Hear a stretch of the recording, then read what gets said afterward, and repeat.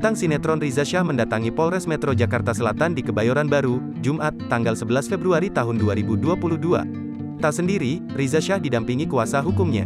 Terkait kedatangannya itu, Riza Shah mengaku dirinya akan menjalani pemeriksaan atas laporan yang dibuatnya beberapa waktu lalu. "Saya mau jalani berita acara pemeriksaan, BAP," kata Riza Shah. Riza Shah mengaku jadi korban penganiayaan. Pelakunya orang yang tidak dikenalnya.